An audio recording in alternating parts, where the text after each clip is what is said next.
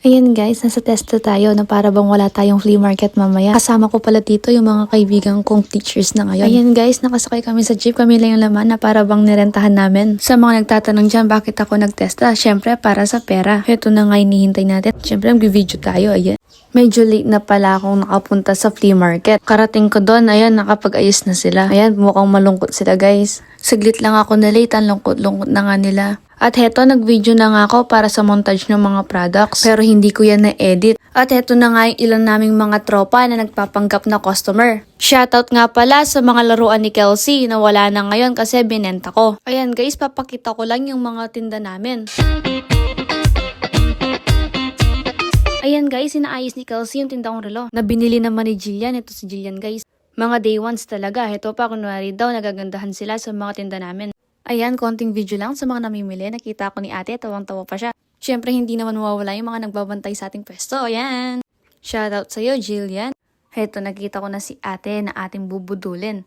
Siyempre guys, wala na siyang takas sa akin. Ipapasot na natin sa kanya tong kwintas para hindi na siya makatanggi. At ayan, siyempre habang pinapasot mo, konting sales stock ka dyan. Subukan niyang hindi bilhin yan guys, isasakal ko na sa kanya yan. Ayan guys, unti-unti niya nang nare-realize na mas bagay niya nga yung pinasot ko sa kanya. At ayan guys, mission accomplished, bubunot na yan ng pera. At ayun na nga, sunod-sunod na yung mga bumibili. Nung wala na masyadong tao, ito kumain na muna kami. Kasama natin dyan si Alex na malalim yung iniisip. At syempre, mawawala ba si Jillian? Ayan si Jillian guys, tinatanaw si Kelsey. Pagkatapos kumain, ayan, in-game na agad si Alex. Heto naman si Mia, ewan anong problema. Heto naman ulit si Alex, bumuboses. At may transaksyon ngang nangyayari kay Jillian at sa isa naming kasama. Ayan guys, mahawak siya ng pera. At binalasa pa talaga niya na para bang paldo-paldo na. Ayan, meron siyang yellow guys. Tumambay rin pala dito si Tire. Ayan, patapos na ang flea market.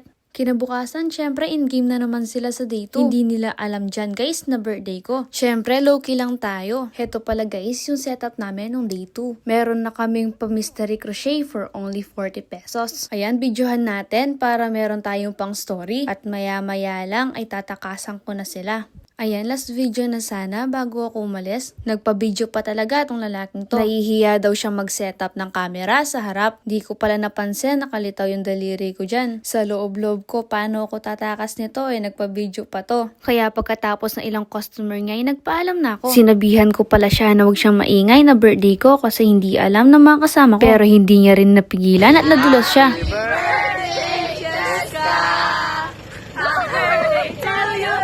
Happy birthday to you. Happy birthday, happy birthday, happy birthday to you. Happy birthday. Happy birthday,